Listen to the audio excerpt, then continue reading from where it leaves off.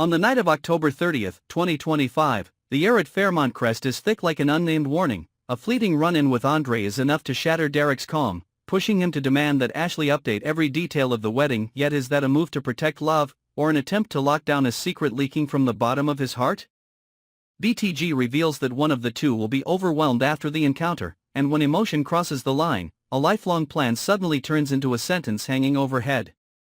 Elsewhere, Ted and Leslie try to step onto the road of us, as if trust could be rebuilt with fresh bricks, but the footprints of the past remain pressed deep into the ground, raising the question, are they truly moving forward, or merely covering the cracks with finesse? And Tyrell, thought to have withdrawn from trouble, suddenly stands in front of the storm aimed at his sister, leaving an impression in Jessica's eyes that won't fade easily. Is that a signal of revival, or just a flash of lightning before a night of thunder? As Vernon and Nicole are about to light the candles for Halloween, a stranger slips in quietly, ripping down the festive curtain with a chilling sign that sends the family scrambling for urgent counsel. Does he want to expose secrets, or force everyone into a new bargain? In this breaking spoiler drop, the questions cut deep. Does Derek want a wedding or a verdict? Is Andre the one stirring emotion, or merely the mirror reflecting what no one dares to say? Do Ted and Leslie have the strength to defeat themselves? Why does Jessica sway toward Tyrell? And who is the stranger really targeting? Take a deep breath, the gate has opened. Derek stepped out of the foyer, where the chatter of those helping him prepare the engagement still floated in the air, yet his chest felt as if someone had just tightened an invisible rope around it. The brief encounter with Andre was not merely a cool, polite touch between two men forced to feign composure. It was like a sharp blade tapping a rhythm against Derek's survival instinct, stirring a slow-burning irritation he had hidden so neatly beneath the immaculate schedule of a wedding-to-be. The trial wedding photos, the floral palettes, the shooting time slots, everything he had arranged to manufacture certainty suddenly became fragile props in the hands of an actor who had never memorized his own emotions. He wondered if Andre needed only a glance, a contained smile, a posture that suggested knowing too much to reduce all discipline and control to ash. Derek's anger was not loud. It ran underground like lava, moving through every corner of his decisions, stiffening his hand when signing contracts with the planner, sharpening his tone when discussing the guest list, turning him careful to the point of coldness whenever the boundaries of a shared life were mentioned. Yet the more he tried to erect fences, the more he realized each rail was a confession that fear had existed long before the invitations. Was he trying to marry in order to bolt shut a door that wobbled too easily rather than open a path that might actually endure? Was he turning love into a project plan meant to crush the insecurity named Andre? Or was the obsession with control the true third party in this story? Elsewhere in the city, Ted and Leslie attempted to redefine the future as if they could step across a simple line between ally and lover. Both carried scratches from old choices, ripples of memory every time they saw each other in tight spaces, when a hand unconsciously set down near a glass of wine, when a breath accidentally matched the rhythm of another. They told themselves that moving forward was the adult decision, that if they looked in the same direction the past would blur like mist. But Ted's jealousy did not vanish, it only changed shape, from a flame flaring in front of others to a quiet ember that conditioned the air in the room. He audited tiny signals, a delayed text, the place where Leslie's eyes paused without a plan. Leslie, meanwhile, tried to trace a line between a new beginning and a strategy of self-protection. She knew her own illusion. If she turned the relationship into armor, she would feel safer against forces that always seemed ready to swallow personal choice. But armor forged from injured feelings is loose in one spot and strangling in another, forcing the heartbeat to keep time with an unnatural pace. They stepped forward together, then halted before an unnamed question: were they in love, or merely allied against loneliness and whispers? And if it was an alliance, who was drafting the clauses hidden under the word us? Tyrell appeared like a slow streak of light, not bright enough to erase the long shadow of distance, but warm enough to keep memory from trembling at the mention of the girlfriend who had drifted away. He understood time had changed how they listened to and understood each other, that an apology now had a different value than before, that any gesture of care could be read two ways, one as healing and one as a trap. What gave Tyrell an advantage was not a grand display of gifts, but a steady, unboastful resolve, a kind of listening that did not try to fix everything at once, an acknowledgement that mistakes sometimes require responsibility rather than justification.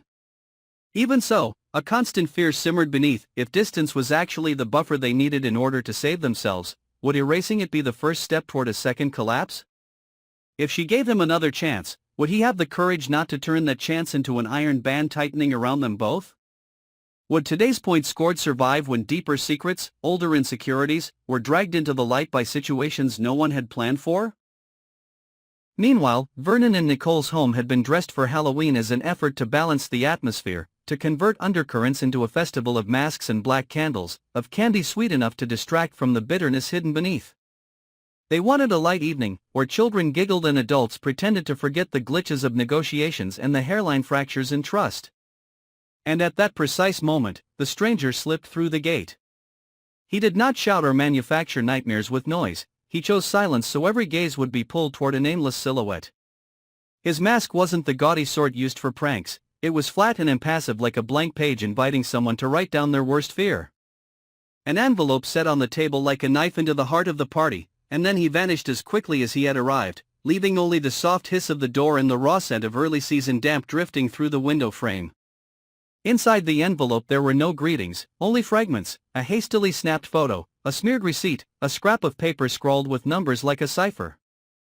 People gathered, no one speaking loudly, but eyes projecting ruinous storylines. The Halloween plan split in two, the joy cut off mid-breath, replaced by the eerie sense that someone knew far too much about how this family hid its cracks. When the fragments were laid side by side, they did not form a complete picture, but they sketched a frightening outline. Someone had tracked Derek's schedule, noting the pivots he made after meeting Andre. Someone had dug deeper into the harmless-looking transactions of Ted and Leslie to find branching fault lines in their trust. Someone had quietly observed how Tyrell tried to set a cornerstone back in place. Someone knew Vernon and Nicole's weakness for using celebration to lock in a long brewing season of crisis. No one knew whether the stranger was an outsider or a name already in their contacts, but everyone felt his presence like a mirror angled at their blind corners. Derek clenched his fist when he saw the timestamps overlapping with the Andre encounter. Ted froze at a handwritten note that read like a reminder that some third side was setting conditions on their tender relationship. Tyrell scanned the numbers and remembered a day he lacked the courage to face the truth. Vernon and Nicole exchanged a glance and understood this storm would not pass simply by sweeping up fallen decorations. The stranger had left no threat, but his silence announced that every secret had a price and someone had begun the appraisal. When bedroom doors clicked shut one by one, the anger inside each person opened to its full width. Derek plotted next steps like a man constructing a maze, to postpone or not the pre-wedding photoshoot, to add or subtract names possibly connected to Andre from the guest list, to reinforce rings of control so tightly they might break the very relationship he sought to protect. He considered hiring a small team to gather intel on Andre's movements, on imagined or real connections to family members, on the purpose of that brief appearance. The more he calculated, the more he realized each step was projected from a single source: fear of loss. And fear of loss often masquerades as wanting certainty, wanting the best, wanting to protect, until the person in the mirror can no longer distinguish between love and a warehouse of parameters. Would he have enough courage to admit that anger was pushing him toward choices that could cost him everything? Would turning Andre into an excuse spare him from the question of whether his heart was exhausted from forcing itself to beat in tempo with a plan? Ted was more careful, but that care was thick with the desire to control. He erected an invisible testing rig, observing Leslie's tiny reactions to the envelope's contents, tracking changes in daily rhythms, noting calls and brief meetings he did not attend. He reassured himself it was self-defense, tuition to avoid repeating past mistakes. But the more he logged, the more he placed Leslie in the position of a hostage forced to prove innocence in a trial with neither judge nor jury. On the other side, Leslie watched the wall Ted was building grow higher and understood that being trusted had become a decorative noun. She weighed a series of options, yielding for a short-term peace, counterattacking by forcing Ted to look at the control mechanism he had created, or withdrawing before the relationship could harden into a double-layer trap. Were they truly moving forward, or simply entering a more elegant, more refined version of a power game between two people who knew too well how to hurt each other? Tyrell spent a long night with old files spread before him like maps leading back to the territory he once fled. He reviewed the times silence turned into cuts, the times appeasement became a double-edged knife, the times he believed he was giving when he was in fact buying acceptance. He knew that to keep today's point on the board, he had to resist the instinct to please at any price. He needed to draw boundaries with himself, admit what he could not control, and refuse to turn the woman he loved into a yardstick for whether he had atoned enough. But Tyrell's anger did not point outward, it tightened around his chest whenever he remembered the moment he left her to face storms alone, when he let a foundation stone slip and shatter. He did not scold the stranger, he scolded himself for creating gaps into which someone could step and shake the key in front of his face. Would he have the patience for the long road without fireworks, or would he again choose a glamorous shortcut that led straight to the cliff? In a kitchen still scented with baked goods, Vernon and Nicole sat before a list of questions like an emergency memo for a PR crisis. They understood the story would not remain within four walls, its versions would spread like morning fog, soon heavy enough to turn into a persistent drizzle, then fall at the exact moment someone was weakest. Nicole wanted to repair the party, rearrange everything, seal the bad impression with a newer, flawless event. Vernon, more pragmatic, wanted to know who the stranger was, what the motive might be, and the precise risk level. They reviewed a roster of those who had once known too much, the names that had left in anger, the relationships they thought had been handled cleanly. Yet what troubled them most was not the unknown intruder, but the possibility that someone in the family or an old friend had cracked the door for that hand to set the envelope on the table.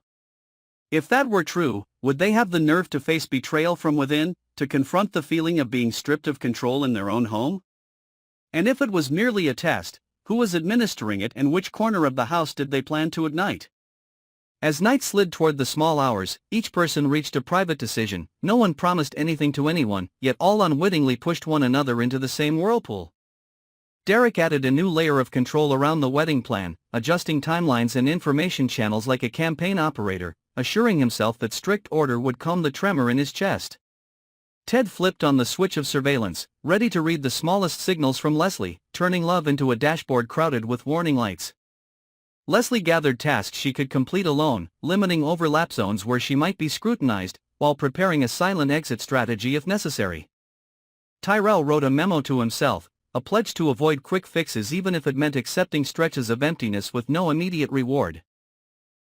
Vernon mapped the connections possibly tied to the envelope. Nicole drafted a soft communication plan to keep the family from flooding under leaks and speculation.